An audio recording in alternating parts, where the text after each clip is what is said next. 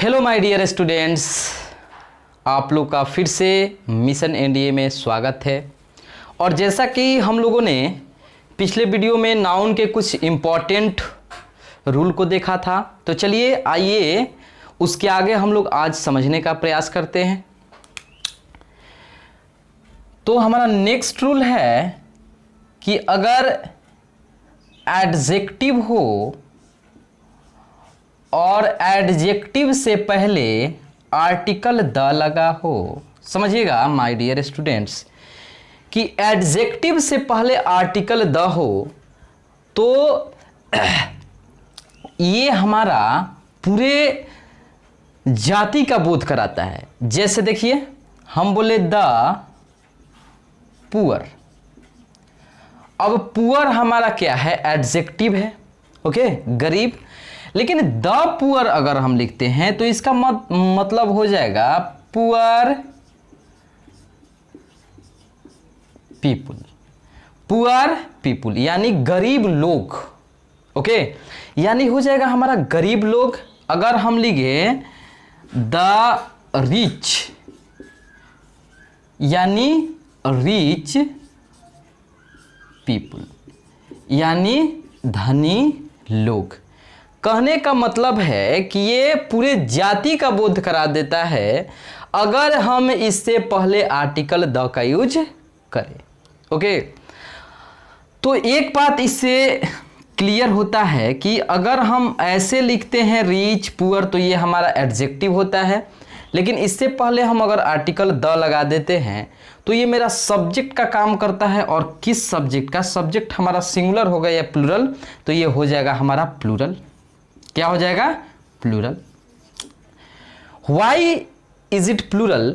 Because rich people, अगर the rich लिखे इसका मतलब रिच पीपुल, धनी लोग। धनी लोग कहने का मतलब ये पूरे जाति का बोध करा रहा है, जितने भी धनी लोग हैं। तो इससे किस टाइप का हम लोग से क्वेश्चन पूछता है, आइए हम लोग समझते हैं। जैसे देखिए अगर आपको देता है example, the rich is honest, the rich is honest कहने का मतलब जो धनी लोग होते हैं ईमानदार होते हैं, ओके। तो यहां हमको देखना है कि सब्जेक्ट हमारा क्या है, प्लूरल है। सब्जेक्ट क्या है, प्लूरल है, इसलिए वर्ब भी यहां क्या होगा, प्लूरल होगा।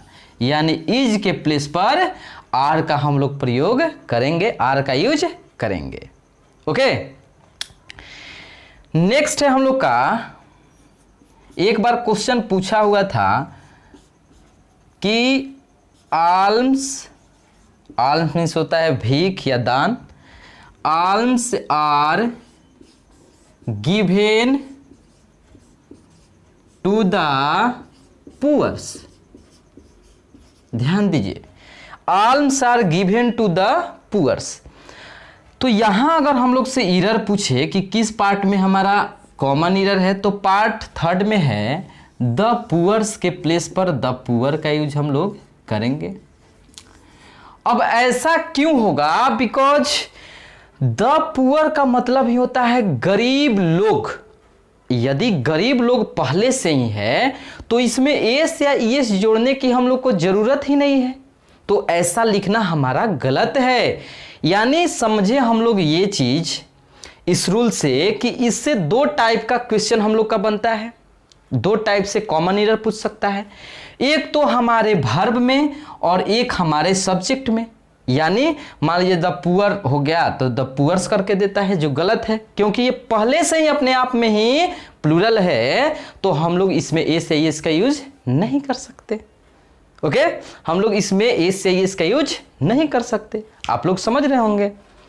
चलिए नेक्स्ट रूल हम लोग समझते हैं, तब तक आप लोग इसका स्क्रीनशॉट ले लीजिए, देख लीजिए। हम लिखे कि द प्लस एडजेक्टिव हो तो इससे पूरी जाति का बोध हो जाता है।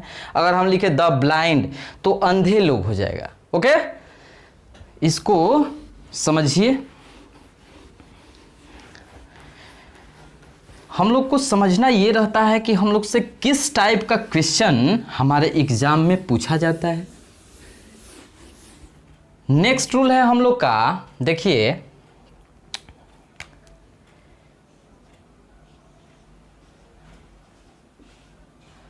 सम nouns which are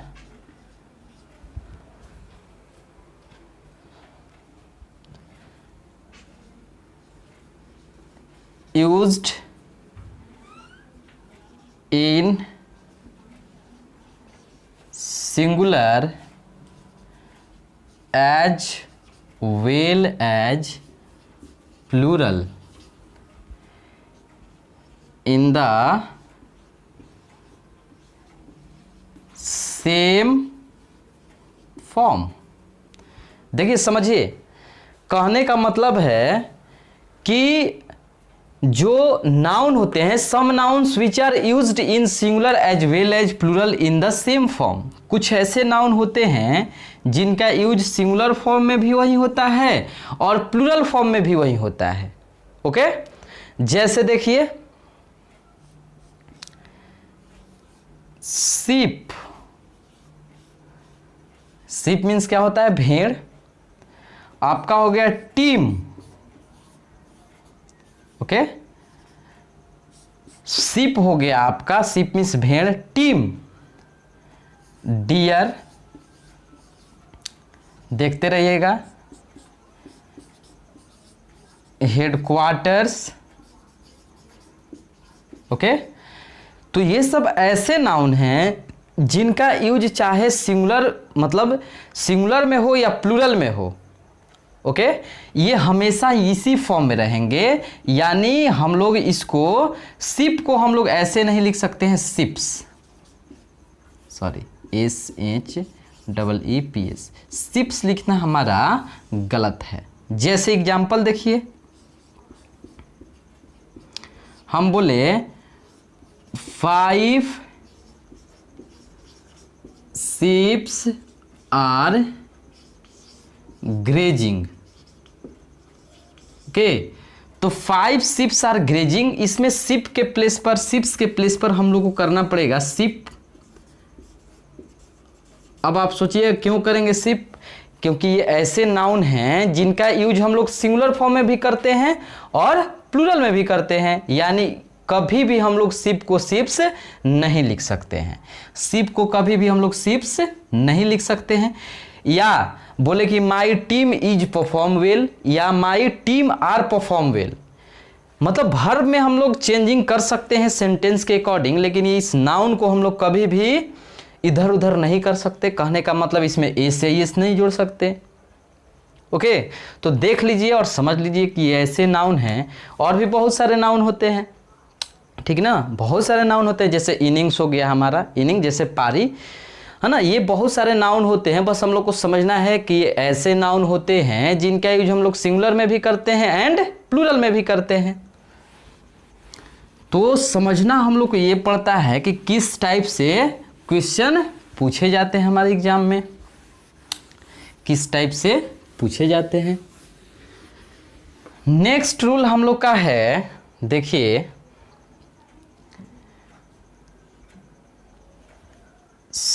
some nouns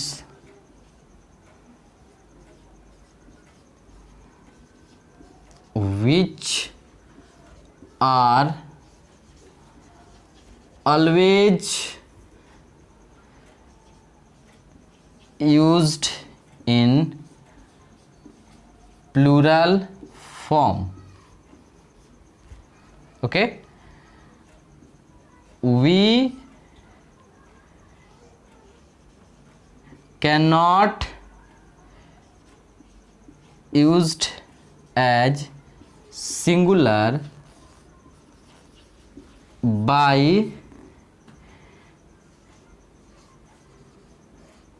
removing s और es। कहने का मतलब है कि कुछ नाउन ऐसे होते हैं जो हमेशा प्लूरल फॉर्म में होते हैं, और प्लूरल फॉर्म में होगा तो वर्ब भी क्या होगा? प्लूरल ही होगा। उसके साथ मतलब उसमें हम लोग उस नाउन को सिंगुलर की तरह यूज नहीं कर सकते एस या ईएस को हटाकर, ठीक है ना। जैसे हम कुछ नाउन लिख रहे हैं, ध्यान दीजिएगा, जैसे मैंने लिखा पैंट्स, तो हम पैंट्स को पैंट नहीं लिख सकते। जैसे देखिए एक ही एग्जांपल से यहाँ समझिए, पैंट्स को पैंट अगर लिखेंगे तो ये हमारा गलत हो जाएगा, बिकॉज ये ऐसे नाउन हैं जो हमेशा प्लूरल में यूज होते हैं। सीजर्स कैंची, बाइनोकुलर्स दूरबीन, बाइनोकुलर्स दूरबीन, आल्म्स दान या भीख, इम्बर्स राख, इम्बर्स हमारा क्या होता है, राख, ओके। एसेट्स धन, गूगल, गूगल चश्मा, गूगल्स बोलिए इसको, है ना। पैंट्स हो गया, सीजर्स हो गया, बाइनोकुलर्स, आर्म्स, इम्बर्स, एसेट्स, गूगल्स। कहने का मतलब ये ऐसे नाउन हैं जिनका यूज हम लोग हमेशा प्लूरल में करते हैं। इसके साथ हमेशा वर्ब भी क्या यूज होगा, तो प्लूरल ही होगा, ओके। कौन सा वर्ब होगा, तो प्लूरल ही होगा।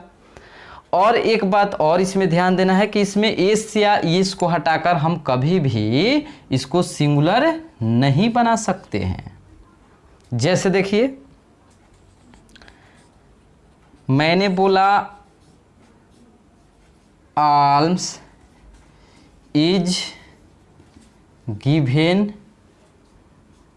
To the poor, okay.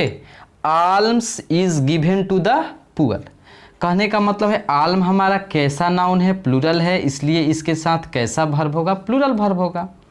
इसको ऐसे भी गलती कभी कभी देता है कि आल्म्स को आल्म कर देगा, alms are given to the poor, तो यहाँ भी हमारा रॉन्ग हो जाएगा, बिकॉज ये नाउन हमेशा किस फॉर्म में यूज होते हैं, तो प्लूरल फॉर्म में यूज होते हैं। किस फॉर्म में होते हैं यूज, प्लूरल में होते हैं, यानी इसको हम कभी भी सिंगुलर नहीं बना सकते, ओके। इसको हम लोग कभी भी सिंगुलर नहीं बना सकते। तो चलिए आज के लिए बस इतना।